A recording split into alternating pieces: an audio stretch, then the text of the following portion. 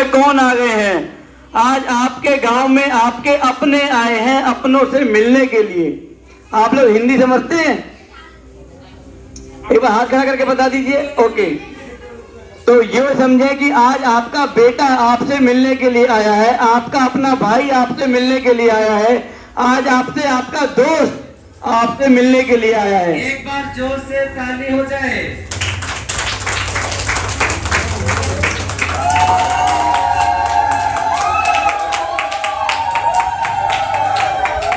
तो हम सभी इतने दूर से, कोई दिल्ली से, कोई मुंबई से, गुजरात से चल करके आए हैं आप सभी के गांव में आप सबसे मिलने के लिए। क्यों?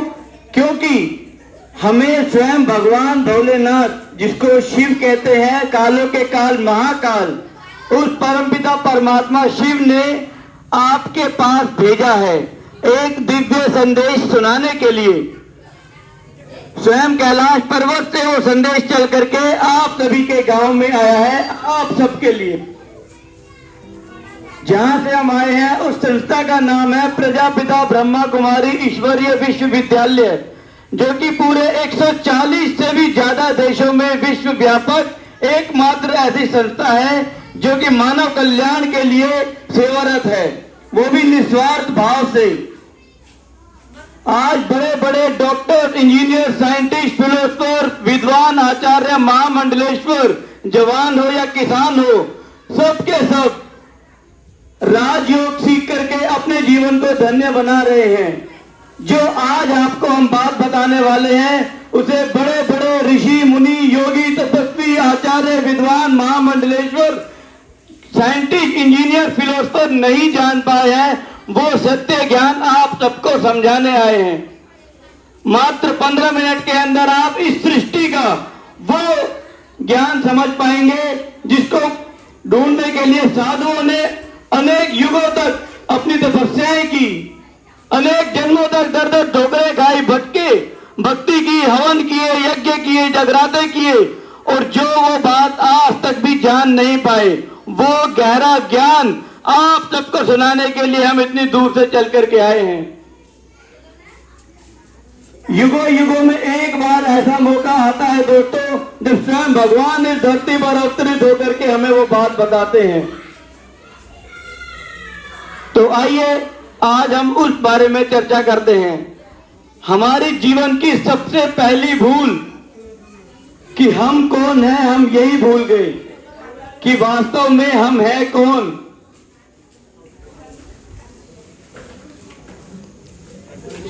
एक एग्जाम्पल के थ्रू हम समझेंगे। मान लो एक राहुल नाम का पेशेंट है, उसकी तबीयत अचानक खराब हो जाती है, वो आपके पड़ोस के गांव का है, उसके माता पिता लेके आते हैं एक हॉस्पिटल में। डॉक्टर साहब कहते हैं कि भैया इसका तो ऑपरेशन करना पड़ेगा। डॉक्टर साहब ऑपरेशन थिएटर में बैठे हुए हैं, अंदर से आवाज लगाते हैं, राहुल पेशेंट को अंदर ले आओ। पेशेंट माना मरीज, राहुल पेशेंट को अंदर ले आओ। डॉक्टर साहब ऑपरेशन करते हैं। अनफॉर्चुनेटली किस्मत खराब थी, वो पेशेंट मर गया, ऑपरेशन सक्सेसफुल नहीं हुआ। तो अब क्या कहा जाएगा? राहुल पेशेंट को बाहर ले जाओ या डेड बॉडी को बाहर ले जाओ, माना मृतक शरीर को बाहर ले जाओ। क्या कहा जाएगा? कि लाश को बाहर ले जाओ। राहुल तो चला गया। कहां चला गया? जिसको आज तक हम 40 साल से राहुल समझते आए थे, वो हड्डी मांस का पुतला आज भी टेबल पर है, वही पड़ा हुआ है। परंतु क्या कहेंगे? राहुल चला गया। कहां गया? कौन था वो राहुल जिससे हम प्यार करते थे?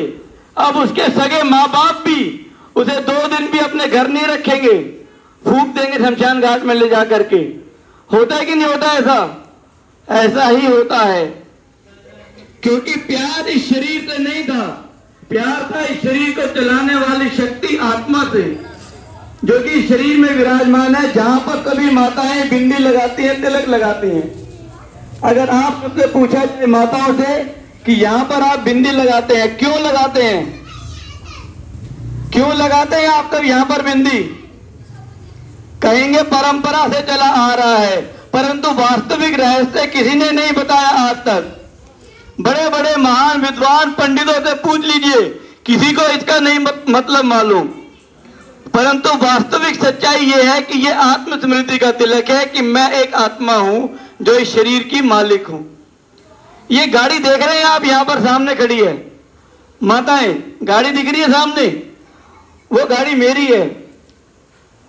उस गाड़ी में मैं नहीं बैठा हूं, क्या वो अपने आप चलेगी? नहीं चलेगी। जब तक ड्राइवर उस गाड़ी के अंदर नहीं बैठेगा गाड़ी नहीं चलेगी।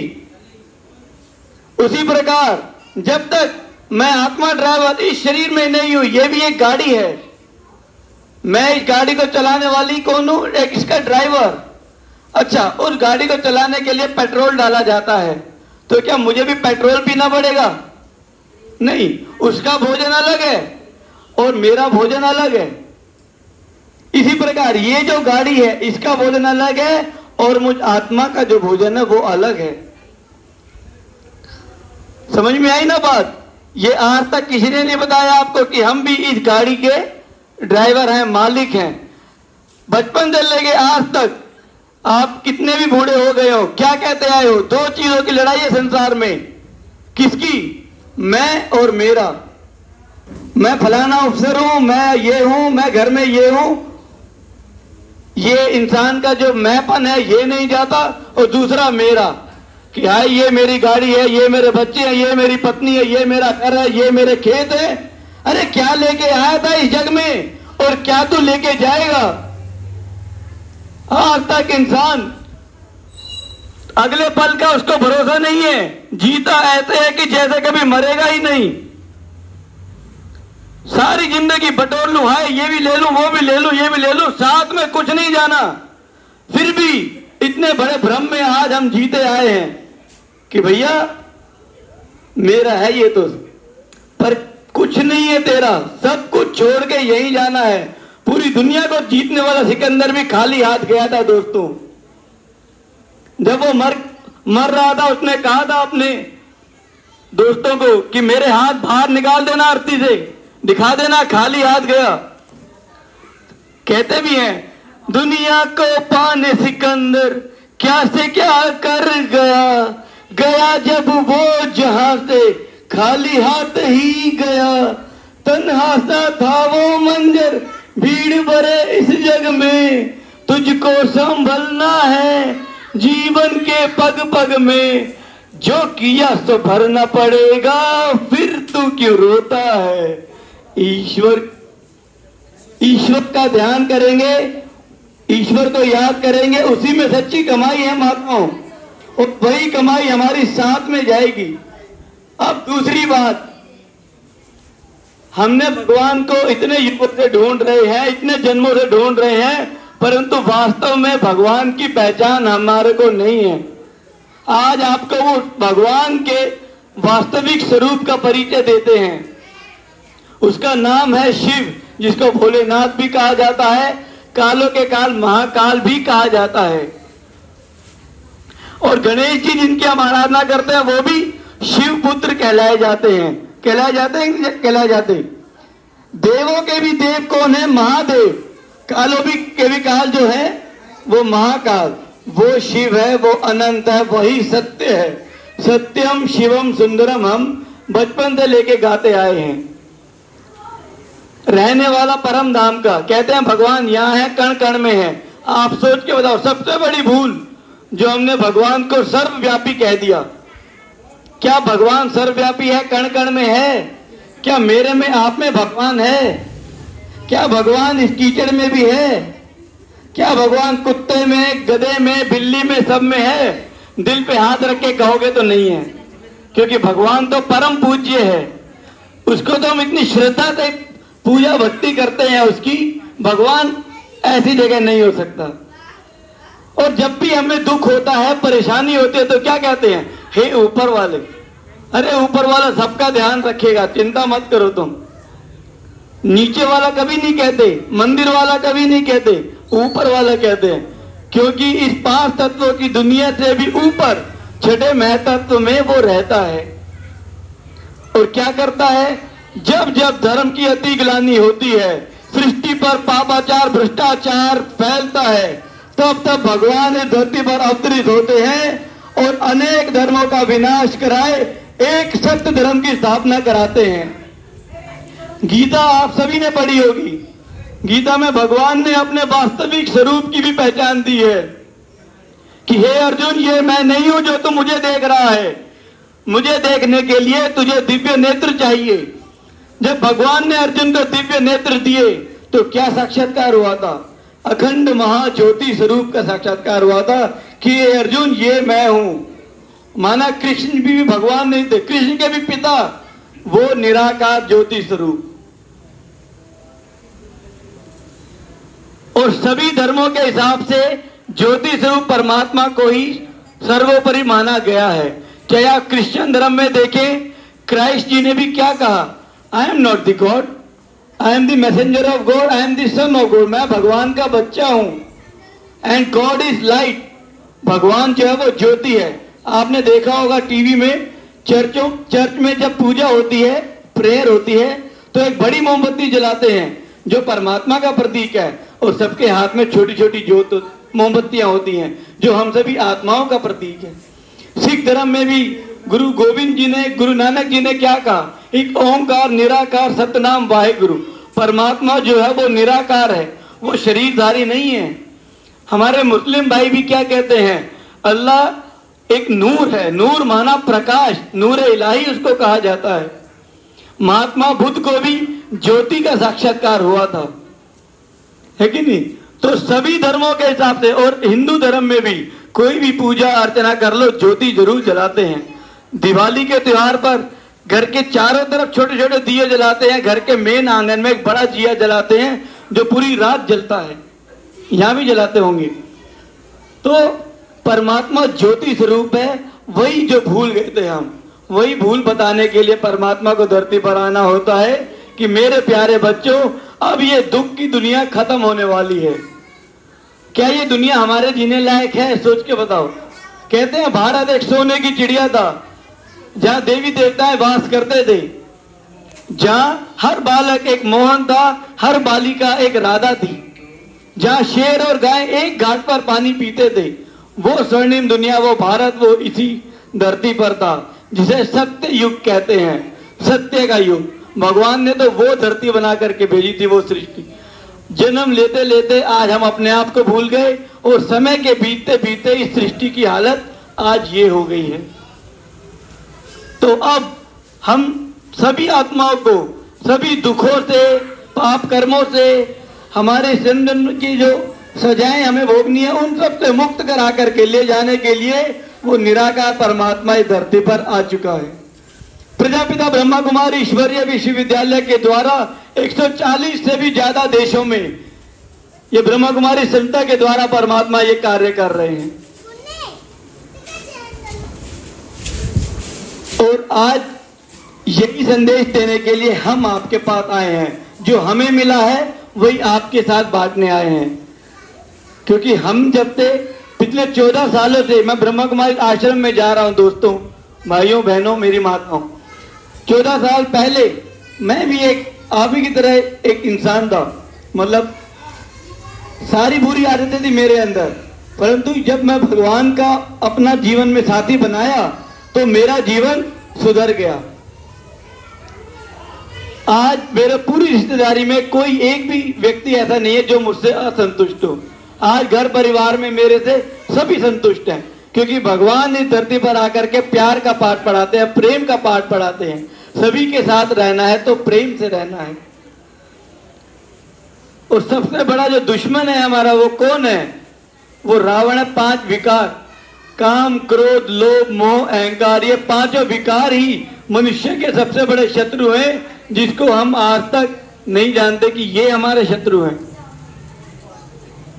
तो अधिक समय ना लेते हुए शॉर्ट में हमने आपको बताया। अधिक जानकारी के लिए 7 दिन का कोर्स होता है राजयोग का, जो कि बिल्कुल निःशुल्क ब्रह्मा कुमारी आश्रम में सिखाया जाता है। और यहाँ आपके पास में भी गांव में ब्रह्मा कुमारी आश्रम खुला हुआ है। आप सभी माताएं, भाई बहनों से मेरा नम्र निवेदन है, हाथ जोड़ के निवेदन है कि आप सभी भी एक बार ब्रह्मा कुमारी आश्रम में आकर के 7 दिन का राजयोग का कोर्स करके जरूर देखें, आपका जीवन बदल जाएगा दोस्तों। जिस सच्ची शांति को, सुख को आप जन्मों जन्मों से ढूंढ रहे हैं, आप आश्रम पे आएंगे, आप देखेंगे 1 घंटे में आपको उसकी अनुभूति हो जाएगी। आप 3 दिन रेगुलर आश्रम पर आएंगे, आप देखेंगे धीरे धीरे आपका अंतर्मन शांत होना शुरू हो जाएगा। और 1 हफ्ते का कोर्स करने के बाद आपका जीवन ही बदल जाएगा। कोई रुपया पैसा किसी को नहीं चाहिए। अरे हम दे ही क्या सकते हैं भगवान को, वो तो हमारा पिता है, वो हमसे क्या लेगा। पाई पैसे का चढ़ावा नहीं, जोत बत्ती भी नहीं जलानी, सिर्फ आपको एक बार आना है बस। उसमें भगवान का वास्तविक स्वरूप परिचय आप जान लें, राजयोग सीख लें। और राजयोग इतनी सहज विधि है कि उसमें कोई ऐसा मंत्रों का जाप नहीं, कोई कठिन तपस्या नहीं, एक टांग पे खड़ा नहीं होना, उल्टा भी नहीं लटकना। घर बैठे बैठे, लेटे लेटे, सोते जागते, आराम से चलते फिरते, खाते पीते आप भगवान को प्यार से याद कर सकते हो और उसके प्यार को महसूस कर सकते हो। वो ताकत है भगवान की, जो कि हम जितने भी सफेद वस्त्रधारी आए हैं यहाँ पर, वो सभी महसूस करते हैं। और 140 देशों में लाखों लाखों परिवार उस राजयोग के माध्यम से भगवान के अपने समीप होने की महसूसता करते हैं। जिस प्रकार अगर आपके मुख में मिश्री के 4 दाने डाल दूं, चीनी के 4 दाने डाल दूं, तो आपको मीठेपन का महसूसता होगी।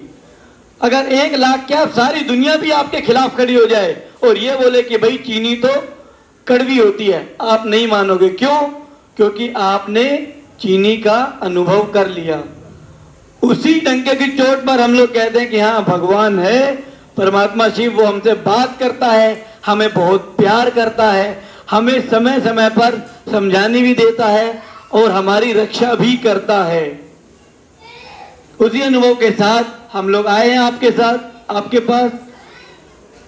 अब मैं अनुरोध करना चाहूंगा कि हमारे भाई जी आपको बताएंगे हमारा आश्रम कहाँ पर है और आगे का कार्यक्रम समाप्त करते हैं। ओम शांति। और हमारे बीच में राजयोगिनी दीदी जी भी मौजूद है यहाँ पर। एक बार मैं सभी से अनुरोध करूंगा, जोरदार तालियों से दीदी जी का हम अभिनंदन करेंगे, इन्होंने अपना समस्त जीवन इस संसार में रहते हुए समाज के कल्याण में लगाया है। ये बाल ब्रह्मचारिणी, योगिनी, तपस्विनी वो चैतन्य देवियां हैं, वो शिव की पार्वतियां हैं जिनकी हम मंदिरों में पूजा करते हैं। दोस्तों, इस जीवन के सभी सुख को त्याग करके अपना जीवन एक परमात्मा शिव पर बलिहार होकर के मानव समाज में सेवा करने के लिए ऐसी हमारे 1 लाख से भी ज्यादा ब्रह्मा कुमारी बहनों ने अपना जीवन समाज सेवा में समर्पित किया है। तो उनमें से एक जो चैतन्य देवी है हमारे बीच में विराजमान है, हम उनके मुखारबिंद से कुछ आशीर्वचन सुनेंगे। तो एक बार फिर से जोरदार तालियों से हम अभिनंदन करते हैं।